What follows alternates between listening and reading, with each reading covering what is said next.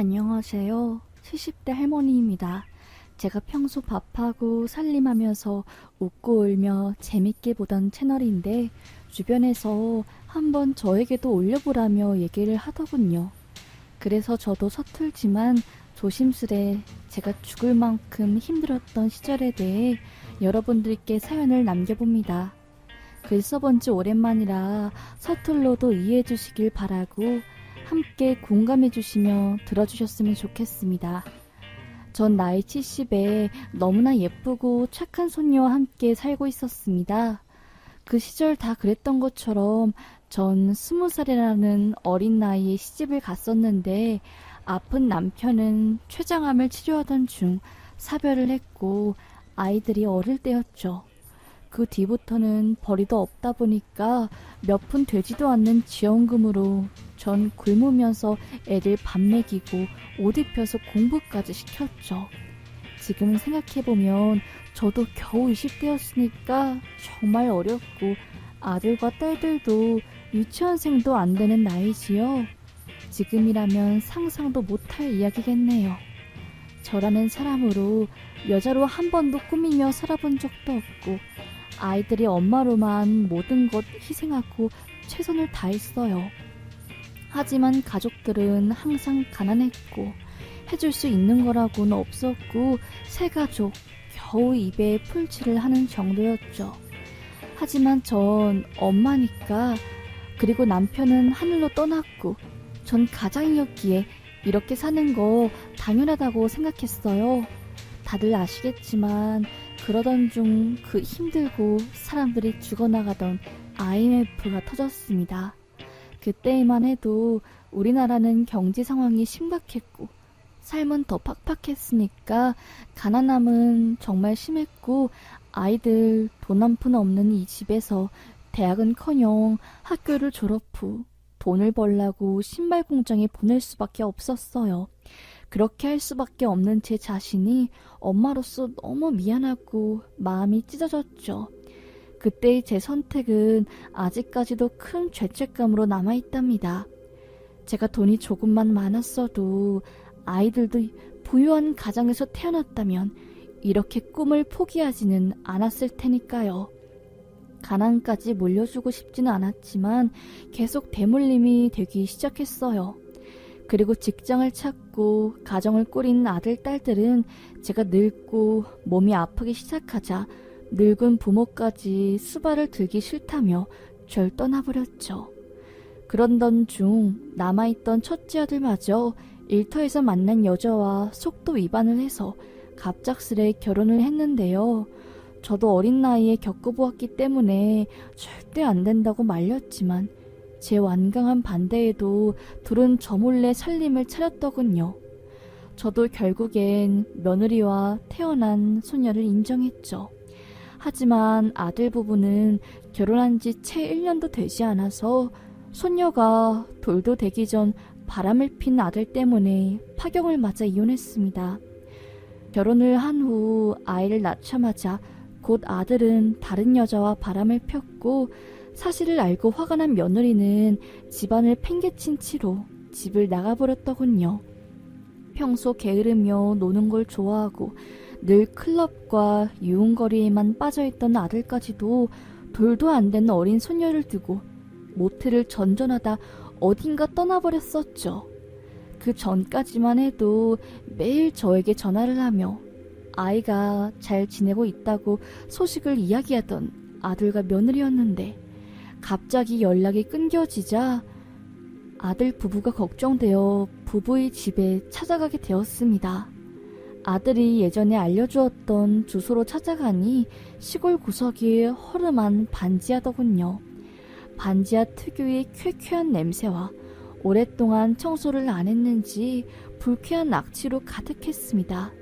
놀란 전 혹여나 무슨 일이 생긴 건 아닐까 하는 생각으로 집안에 뛰어들어갔고 돌도 되지 않는 소녀가 차가운 땅바닥에서 어딘가 불편한지 찡찡거리며 누워있었어요. 들어가자마자 담배와 술 냄새가 이곳저곳에 진동을 했고 주인은 한동안 치우지를 않았는지 즉석 음식 찌꺼기들과 쓰레기들이 쌓여있는 상태로 아예 썩고 있었죠. 둘은 밥도 챙겨주지 않고 기저귀도 갈아주지 않는 채로 아이를 버리고 그냥 도망을 갔더군요. 아이의 상태는 뭘 먹지 못해 뼈밖에 보이지 않았을 정도로 앙상했고 그 와중에 토를 냈는지 입 주변이 지저분했어요. 그 상태로 애를 버리고 갔다니 화가 머리 끝까지 났죠. 제가 이딴 놈을 자식이라고 키워놨는지 죄스럽더군요. 충격을 받은 전 버선발로 다리와 발에 피가 나는지도 모르는 상태로 허겁지겁 제발 제 손녀 좀 살려주세요.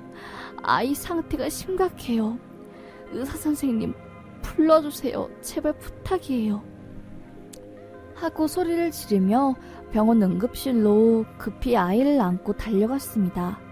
다행히도 제가 빨리 찾아서 생명에 지장은 없었고 의사선생님께서는 영양실조 증세가 좀 심각한 상태니까 충분히 음식만 섭취하면 될 거라고 하시더군요.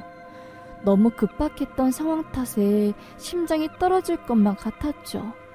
하마터면 아이는 살아있지도 못했을 거란 생각에 온몸이 떨렸고요. 그런데도 아가는 무슨 일이 있었는지 모르는지 그저 방실방실 저를 보고 웃기만 했습니다. 혼자 어둡고 추운 방에서 외롭게 지내며 아프고 무서웠을 만도 한데 보통 아기들처럼 울지도 않으니까 참 특이하고 신기한 아이구나 했었죠. 처음 며느리가 아이를 낳겠다고 했을 때 반대했던 저였지만 지금 제 눈앞의 손녀는 너무 예쁘고 사랑스러운 아이였습니다.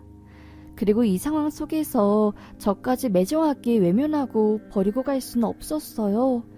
바로 아들 부부를 경찰서에 아동학대로 신고했지만 이미 소식이 끊어져서 찾을 수도 없었고 그때만 해도 20년 훨씬 전의 이야기니까 지금처럼 쉽게 체포하거나 연락할 방도도 없었죠. 갑작스레 부모도 잃고 고아가 된 아이를 차마 고아원에 보내기에는 제 마음과 양심이 허락하지 않았고 너무나 불쌍한 아기였기에 손녀를 제 친딸처럼 키우기로 마음먹었습니다. 아들이 지은 죄를 제가 갚기로 했죠. 모두들 제가 돈도 없으면서 뭔 애를 키우냐며 짐을 안는 거라고 했지만 전 엄마가 되어주기로 했습니다. 다른 보통 아이들처럼 비싼 거 좋은 거 사 입히며 키우겠다고 장담은 못하겠지만 그래도 남부럽지 않게 너만큼은 내가 키우고 어떻게든 책임진다고요. 혜은아, 이제 할미가 너를 딸처럼 키워줄 거야. 알겠지? 이 할미만 믿으렴. 아기는 뭐가 그리 좋은지 그 상황에서도 싱글벙글 웃으며 제 품에 쏙 안겨있더군요.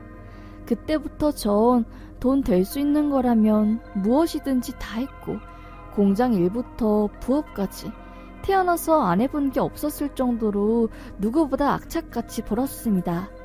일하면서 아이를 등에 업은 채로 분유를 먹이고 기저귀를 갈아주며 길렀죠. 자식들은 부족하게 키우긴 했지만 손녀만큼은 부족한 거 없이 공부시키고 아들, 딸들에게 못해줬던 것들까지 다 해주겠다고요. 너무 예쁜 손녀는 저와 지내는 내내 한 번도 울며 떼를 쓴 적이 없어요. 정말 복덩이였죠. 항상 활짝 웃으며 할머니, 혜인이 왔어요 하며 달려왔고 비록 다 엄마 아빠와 오는 그 흔한 운동회에도 함께 해줄 부모는 없었지만 이런 환경 속에서도 정말 밝고 때 하나 묻지 않는 아이였죠. 마트에 가면 사고 싶은 게 있는지 빤히 쳐다보다가 못한 제가 혜은아, 할미가 뭐 하나 사줄까? 다 말해보렴. 아니 없어. 우리 돈 없잖아. 혜은이도 열심히 아낄게. 하는 7살밖에 안 된 아이를 보면 정말 마음이 찢어지듯 아팠어요. 그런 혜은이가 너무 기특하고 예쁘긴 했지만 혹여나 어린아이에 어른처럼 철이 든 건 아닐까 걱정도 되었죠. 티 안 나게 자랄 수 있도록 노력하며 키워도 역시나 한계가 있더군요. 그렇지만 다른 사람들 앞에서도 기죽지 않게 살 수 있도록 애를 쓰며 길렀고 아이는 하루가 갈수록 쑥쑥 컸죠. 눈 깜짝할 사이에 초등학교, 중학교까지 졸업하며 어엿한 고등학생이 되었고 예전에 그 반지하 쓰레기 더미 속 아기라고는 보이지 않았을 정도로 예쁘고 착했으니까요. 다른 엄마들처럼 비싸고 좋은 것만 사주거나 해준 것도 하나 없었고 학원이라고는 몇십만 원이 돈이 부담스러워서 보내지도 못했지만 고등학교에서도 공부를 잘해 늘 반에서 1등을 놓치지 않았어요.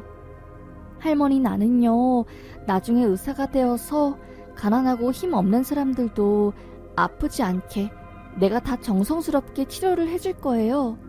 하며 가난한 이들을 위한 멋있는 의사가 되겠다고 꿈꿨고요. 모범생인데다가 똑순이 효녀라며 어디에서든 항상 예쁨과 사랑을 듬뿍 받는 손녀였죠. 너무 자랑스럽고 기특했어요. 하지만 항상 그런 모습을 볼 때마다 괜히 내가 앞날이 창창한 아이의 발목을 잡는 건 아닐까 미안한 마음이 들었죠.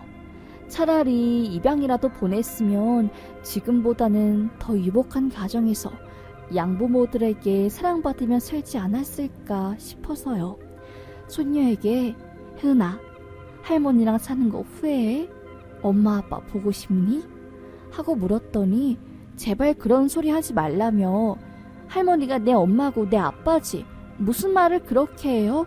낳아주지 않았더라도 날 키워주고 사랑해주는 할머니랑 살아서 난 너무너무 세상 누구보다 행복한데? 하고 환하게 웃으며 말하는 아이를 보니까 눈물이 났죠. 난 절대 할머니랑 떨어져서 안 살 거야. 나중에 돈 벌면 할머니 집도 사주고 차도 사주고 TV에 나오는 비싼 명품 옷까지 사주면서 호강시켜줄 거야. 그때까지 조금만 기다려요 할머니. 이 손녀 믿지? 절대 제 곁 떠나지 마요. 저도 안 떠날게요. 아무렇지도 않다는 듯 말하는 모습에 더 전 서글펐지만 고맙기도 했죠. 힘들어도 그렇게 찾아오는 자식 하나 없고 외면당하던 제 삶을 행복하고 즐겁게 만들어준 건 바로 혜은이었으니까요. 그런 아이를 위해서 절대 아르바이트나 일은 손도 못 대게 했고 넌 이 할미 믿고 너가 하고 싶은 공부만 열심히 해 하며 하고 싶은 일을 할 수 있도록 밀어주었어요. 늘 우등생이었기에 학교에서 성적도 좋았고 수능시험도 긴장했지만 잘 해냈죠.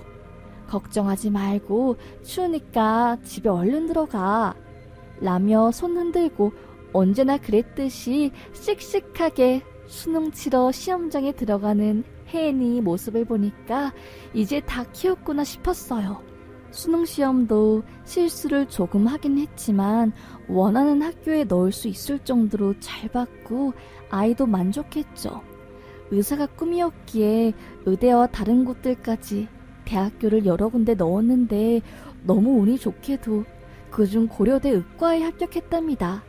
손녀는 손에 합격 통지서를 든 채로 할머니 나 합격했어요 하며 신나서 달려왔죠. 둘이서 부둥켜 안고 한동안 울기만 했답니다. 지금까지 고생하고 힘들었던 시절이 마치 영화 필름처럼 지나갔거든요.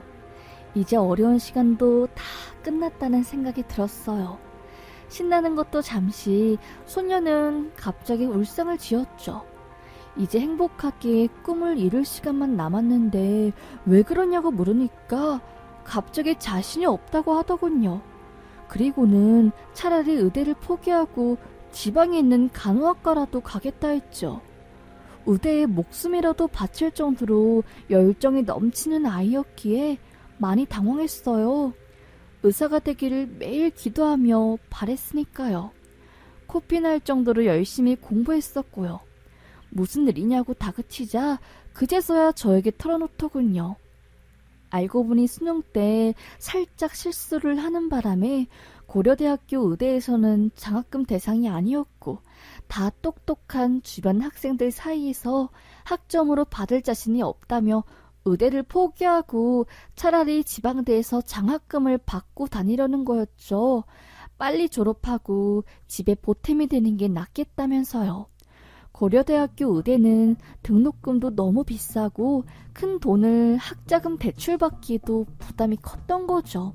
자신의 꿈이 다가온 그때마저 손녀는 그게 신경 쓰였던 거예요. 결국 울면서 부담 주기 싫다는 혜은이에게 전 아이고 혜은아, 어떻게든 이 할미가 너 하고 싶은 거 보내줄 거야. 내가 아무리 늙었어도 너 하나 대학 보낼 그 정도 돈은 있다. 알았지? 하며 무슨 일이 있어도 너 꿈을 포기하게는 안 만들 거라고 했죠. 저도 어릴 적 꿈이 학교 선생님이었거든요. 하지만 여자가 무슨 공부야. 넌 다 크면 시집이나 가는 게 네 일이야. 라며 오빠와 남동생들만 대학교에 보내시고 전 밖으로 내모르셨던 가부장적인 아버지와 너만 생각하지 말고 꿈은 접고 우리 가족들 모두를 위해 너도 일하는 게 낫지 않겠니? 하며 대학에 가고 싶다는 제가 이기적이라는 어머니까지 저도 가족들에게 희생하며 제 꿈을 접었죠. 공부한다는 건 그때 상상도 못했을 일이었답니다. 그게 어떤 기분인지 누구보다 잘 알았기에 혜은이에게는 그런 이유로 접게 만들고 싶진 않았어요. 친척들과 주변 지인들에게 사자왕사정을 해서 조금씩 돈을 빌렸고 그동안 일하며 모았던 돈, 폐지를 팔아 쌈짓돈까지 모조리 모아 학비를 마련했어요. 통정을 손녀 손에 쥐어주며 혜은아, 이제 돈 걱정하지 말고 이 돈으로 너가 그렇게 다니고 싶다고 말한 의대 등록금 넣으렴. 너 꿈 이루면 난 더 바라는 것도 없단다. 너가 행복해야 할미도 행복한 거야. 하고 말했죠. 한 번도 제 앞에서 울거나 투정 부린 적 없는 아이가 미안하고 고맙다며 절 끌어안고 통곡하고 우는 모습을 보니까 너무나 기특했고 미안했죠. 그렇게 혜은이는 당당하게 의대에 입학하게 되었고 모두의 축하를 받게 되었죠. 이제 대학도 보냈고 저도 한시름 놓게 되었으니까 앞으로는 꽃길만 걷는 일만 남았구나 생각했어요. 하지만 얼마 되지도 않아서 제 모든 게 산산조각으로 부서지고 말았습니다. 대학교 입학식이 끝난 후 집에 있는 저에게 전화를 하며 먹고 싶은 게 없냐고 물어보던 혜은이 그렇게 웃으며 장난도 치고 할머니, 이제 나 의사에서 부자가 될 거니까 뭐든 먹고 싶은 거 다 말해봐 라고 하던 중 귀에 댄 전화기에서 갑자기 혜은이가 야! 소리를 지르며 비명과 귀가 찢어질 것처럼 우당탕한 무언가가 부서지고 부딪히는 소리들이 들렸습니다. 그리고 몇 초 뒤 전화기에서 사람들이 놀라 소리를 지르며 구급차를 부르는 게 들렸어요. 혜은아? 혜은아! 무슨 일이니? 이혜은! 순간 제 머릿속은 하얘지고 귀에서는 아무것도 들리지 않았어요. 갑자기 사람이 큰 충격을 받으면 이런 느낌이겠죠. 쿵쾅쿵쾅 떨리는 심장을 부여잡고 미친 사람처럼 손녀가 실려간 병원 응급실로 뛰어갔습니다. 제가 도착하자 혜은이는 이미 수술실로 들어갔고 병원 바닥에는 피를 많이 흘렸는지 피바다가 되어 있었어요. 울고 불며 의사 선생님을 찾았는데요. 저와 전화를 하며 길을 건너던 도중에 음주운전 차량에 치여 20m가량을 날아갔다고 하시더군요. 그 상황에서 뼈뿐만 아니라 머리까지 부딪혔고 피를 너무 많이 쏟았다고 하셨어요. 지혈 후 바로 수술실에 들어가긴 했지만 마음의 준비를 하라고 하시더군요. 너무 심하게 다쳤다고요. 죄책감이 온몸을 뒤덮었고 미칠 것 같았습니다. 그 망할 음주운전 차량만 없었어도 제가 혜은이의 전화를 받지 않았더라면 그 일은 일어나지 않았을까요? 아니면 그 아이에게 마지막으로 사랑한다고 말해주었다면 지금처럼 후회하지는 않았을까요? 차라리 제가 그 아이를 데려오지 않았더라면 이런 일은 시작도 하지 않았을지 모릅니다. 내가 비록 너의 친엄마는 아니었지만 할머니로서 내 친딸처럼 누구보다 사랑했다고, 너무 미안하고 또 미안하다고 말해주고 싶었어요. 차라리 제 목숨을 줄 수 있다면 꺼내주고 싶었을 만큼 너무 괴롭고 잘못되면 살아갈 수 없었겠죠. 누군들 안 그럴까요? 아주 1분 1초가 길었던 수술이 끝난 후에도 혜은이는 깨어나지를 못했고 바로 중환자실로 들어갔습니다. 다행히 최악의 일은 벌어지지 않았지만 제 가슴을 다시 한번 찢어지게 만든 건 아이에게 하반신 마비가 왔다고 했습니다. 사고가 나면서 중요신경이 다쳤고 돌이킬 수 없을 정도였기에 앞으로 봐야겠지만 일어서기는 힘들 수 있다고 하시더군요. 그리고 무엇보다 앞으로의 일주일이 고비라고 하셨습니다. 제발 너가 어떤 모습이든 이 할미는 다 좋으니까 눈만 떠줘, 혜은아. 할미 두고 가지 말아라, 제발. 혜은이는 며칠간 눈을 뜨지 못했고 더욱이 움직이지 않는 아이의 다리를 보면서 전 온몸이 갈기갈기 찢어지는 듯 했습니다. 그렇게 4일째가 되던 날, 한 남자가 문을 두들기더니 혜은이의 병실을 찾아왔습니다.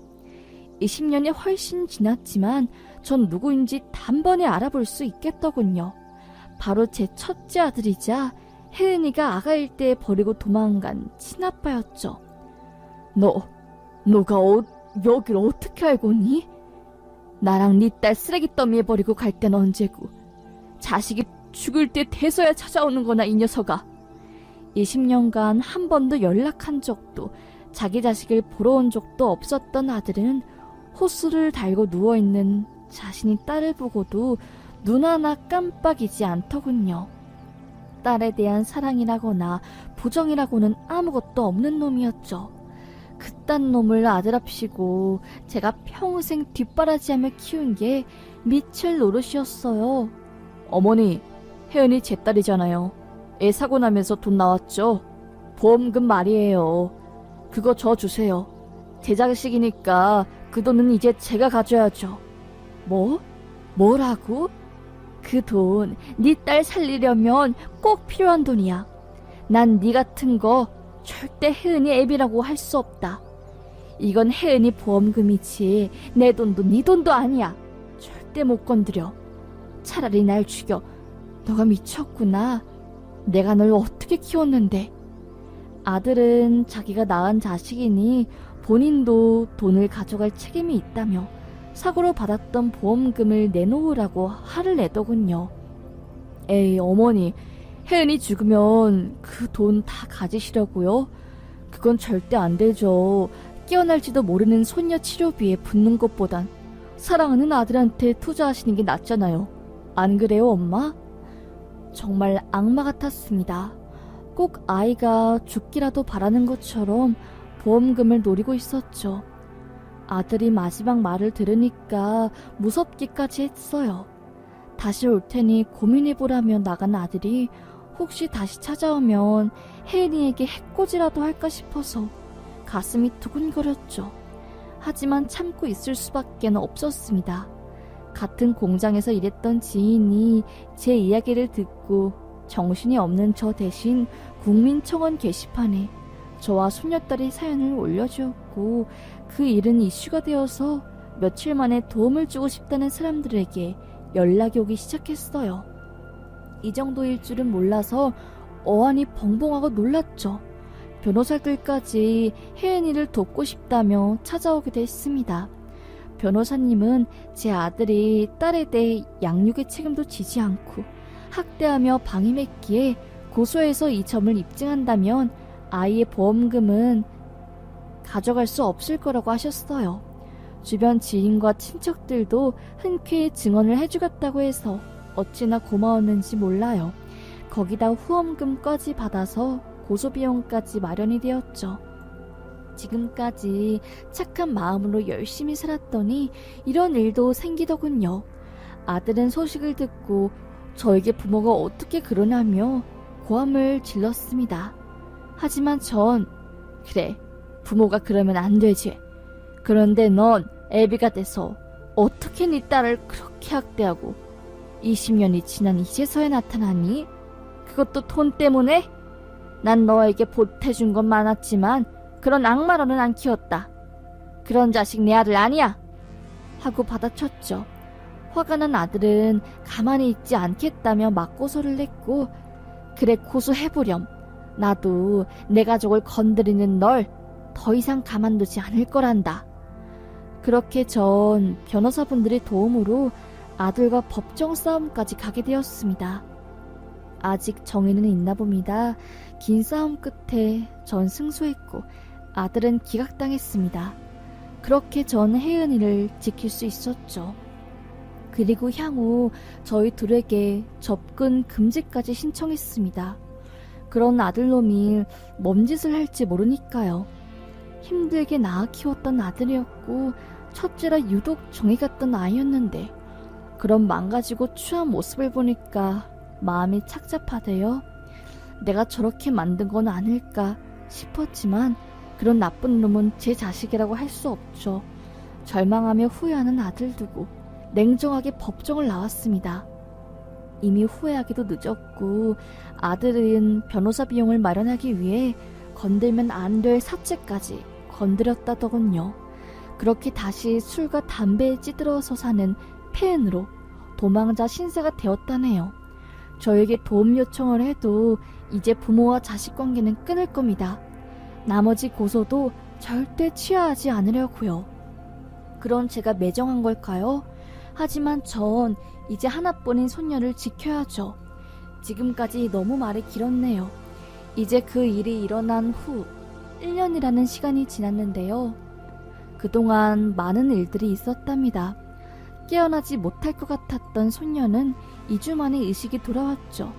그 와중에도 할머니, 내가 아파서 미안해. 할머니 걱정시켜서 정말 미안해.